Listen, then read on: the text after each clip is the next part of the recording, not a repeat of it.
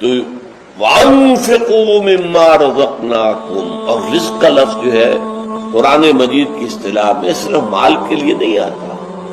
جو بھی کچھ اللہ نے ہمیں دیا ہے وہ اللہ کا رزق ہے جو اس نے ہمیں عطا فرمایا. اولاد بھی رزق ہے، مال بھی رزق ہے، اور جو چیزیں ہمارے اندر رکھی ہوئی ہیں وہ بھی رزق ہے.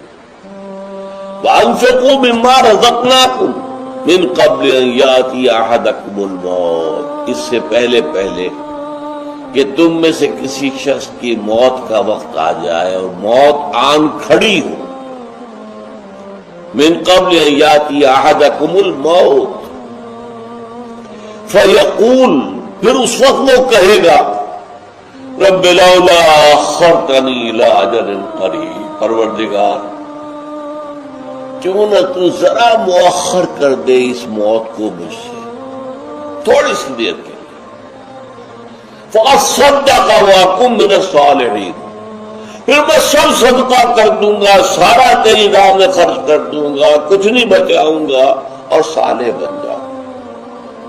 ظاہر بات ہے جب آدمی دیکھ رہا ہے کہ میرا تو اب یہاں سے کوچ ہے تو یہ مال تو رہ جائے گا تو وارثوں کے لیے رہ جائے گا، میرا تو نہیں. لہٰذا اس وقت وہ تیار ہو جائے گا کہ اگر ذرا مہلت مل جائے. موت سے پہلے اسے خیال نہیں آئے گا.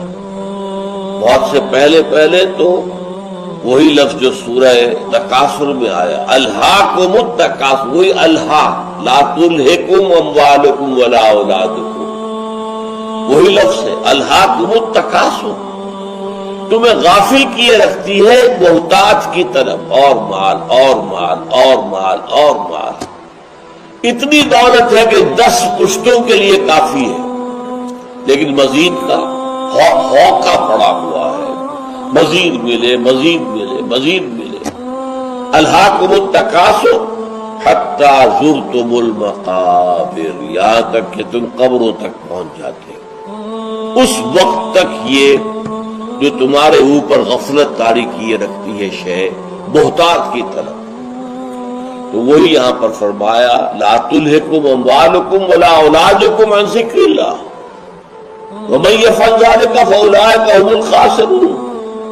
وانفقوا مما رزقناکم من قبل ان یاتی احدکم الموت فیقول رب لولا اخرتنی الی اجل قریب، اے اللہ کیوں نہ تو ذرا تھوڑی دیر کے لیے مؤخر کر دے میرے اس وقت کو، اس موت کو. فَأَصَّدَّقَ، میں سب صدقے میں دے دوں گا، خیرات کر دوں گا، تیرے دین کے لیے لگا دوں گا. وَأَكُن مِّنَ الصَّالِحِينَ، اور میں تیرے صالحین میں سے ہو جاؤں گا، صالح بندوں میں سے ہو جاؤں گا. لیکن اللہ کا تبصرہ کیا ہے؟ وَلَن يُؤَخِّرَ اللَّهُ نَفْسًا إِذَا جَاءَ أَجَلُهَا، ہرگز اللہ مؤخر نہیں کرے گا کسی کے وقت کو. وہ اجل جب آ گئی، اجل معین، وہ موت کا وقت جو اللہ کے علم میں معین ہے ہر شخص کے لیے. وَلَن يُؤَخِّرَ اللَّهُ نَفْسًا إِذَا جَاءَ أَجَلُهَا، جب اس کی وہ اجل آ جائے گی تو اللہ تعالی ہرگز ہرگز ہرگز کسی کے لیے، یہ لام اور نون کے ساتھ جو نفی آتی ہے یہ انتہائی تاکیدی ہوتی، انتہائی تاکید. وَلَن يُؤَخِّرَ اللَّهُ، ہرگز ہرگز ہرگز اللہ مؤخر نہیں کرے گا کسی کے موت کے وقت کو جبکہ وہ آ جائے. وَاللَّهُ خَبِيرٌ بِمَا تَعْمَلُونَ، اللہ خوب جانتا ہے یہ تم کر رہے ہیں. اگر اللہ تعالیٰ کوئی لمبی مہلت تمہیں اور دے دے گا تو پھر تمہارے اندر وہی عادتیں آئیں گی، تمہارے اندر نہیں بگڑے گا. ہاں یہ ضرور ہے کہ اگر بس تھوڑی سی مہلت دی جائے کہ اس کے بعد 1 گھنٹے بعد پھر موت آ جائے گی، تب تو انسان سب کچھ دے دے گا. لیکن یہ ہے کہ اگر اللہ کی طرف سے مہلت طویل ہو جائے تو پھر انسان جو ہے اسی طرح دنیا کا بندہ بن جائے گا، مال اور دولت اور حوث کا جو ہے وہ پجاری. کوئی معبود نہیں اللہ کے سوا، عبادت اسی کی ہوگی. اس عبادت کا مفہوم کیا ہے؟ قرآن مجید میں بہت سے انبیاء کی اور رسولوں کی دعوت بیان ہوئی اور نام بنام کہا گیا. ان کی دعوت کیا تھی؟ ان اعبدوا اللہ ما لکم من الہ غیرہ، اللہ کی عبادت کرو، تمہارا کوئی الہ اس کے سوا نہیں ہے۔ اس کے ساتھ ہی بعض صورتوں میں ایک لفظ کا اضافہ ہوتا ہے، سورہ شعراء میں ان اعبدوا اللہ واطیعون، عبادت اللہ کی کرو، میری اطاعت کرو۔ تو اللہ کی عبادت کیا ہے، جس کے لیے سورہ زاریات میں فرمایا وما خلقت الجن والانس الا لیعبدون، میں نے نہیں پیدا کیا ہے جنوں اور انسانوں کو مگر صرف اس لیے کہ میری عبادت کریں۔ تو معلوم ہوا کہ لا الہ الا اللہ کا تقاضا کیا ہے، ہمہ تن ہمہ وقت اللہ کی عبادت۔ یہ عبادت کیا ہے؟ بدقسمتی سے مسلمانوں پر جو زوال آنا شروع ہوا خلافت راشدہ کے بعد سے، ایک زوال اسلام کا شروع ہو گیا، اگرچہ مسلمانوں کا تو عروج جاری رہا۔ دور بنو امیہ میں، دور بنو عباس میں دنیاوی اعتبار سے سطوت، شان اور شوکت بڑھتی چلی گئی، لیکن اسلام جو ہے اس کے اندر زوال شروع ہو گیا۔ سب سے پہلا زوال کیا آیا؟ وہ خلافت کہ جو مسلمانوں کو اپنے میں سے کسی بہترین شخص کا انتخاب کر کے جس کا تعین ہونا چاہیے تھا، وہ خلافت موروثی عہدہ بن گئی، خاندانی بات بن گئی، قبائلی بات بن گئی۔ یہ ہمارے زوال کا پہلا منظر تھا۔ بہرحال اس کے بعد رفتہ رفتہ ہمارے تصورات بھی کچھ محدود ہوتے چلے گئے، ہوتے ہوتے بات یہاں تک پہنچی کہ عبادت کا مطلب ہے نماز، روزہ، حج اور زکوٰۃ۔ اب پہلی بات تو یہ سوچئے، کیا انسان ہر وقت نماز پڑھتا ہے، ہمیشہ روزہ رکھتا ہے؟ جب اللہ کہہ رہا میں نے تو پیدا ہی کیا میری عبادت کے لیے، کوئی اور کام اگر وہ کر رہا ہے تو وہ میرے مقصد تخلیق کے خلاف کر رہا ہے۔ وما خلقت الجن والانس الا لیعبدون، میں نے تو جنوں اور انسانوں کو صرف اس لیے پیدا کیا کہ میری عبادت کریں۔ تو اصل میں بات کیا ہے، یہ نماز، روزہ، حج اور زکوٰۃ یہ بھی عبادات تو ہیں، اصل عبادت کچھ اور ہے۔ اصل عبادت کیا ہے؟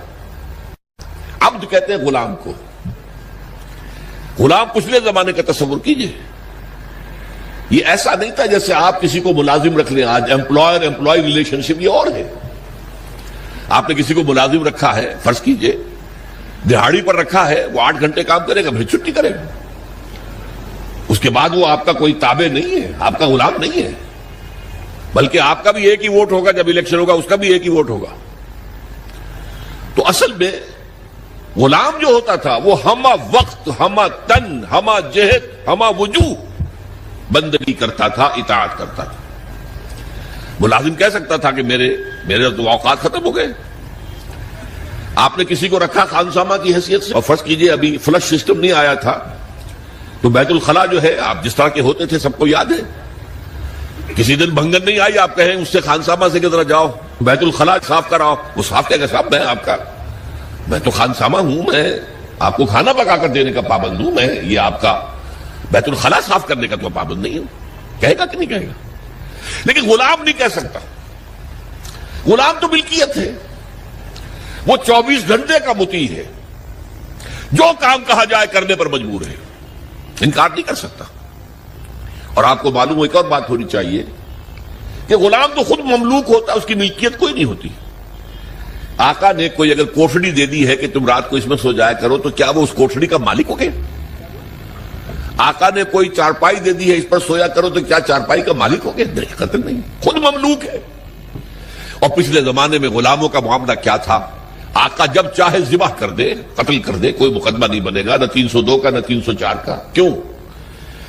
جیسے آپ کی بکری آپ کی ملکیت تھی، آپ نے ذبح کیا، گوشت کھا لیا، کوئی پوچھ سکتا آپ سے؟ میری بکری تھی بھائی، میں نے ذبح کیا، Who are you to ask me؟ اسی طرح غلام میری ملکیت ہے، میں نے قتل کر دیا، میں نے اپنا نقصان کیا ہے نا۔ میں اس غلام کو فروخت کرتا تو کچھ پیسے مل جاتے مجھے، لیکن اختیار میرا ہے، میں نے اسے قتل کر دیا۔ اس معنی میں اللہ کا غلام بن جانا، اللہ کا بندہ بن جانا، یہ بندہ جو ہے یہ فارسی کا لفظ ہے، عبد عربی کا لفظ ہے۔ عبد سے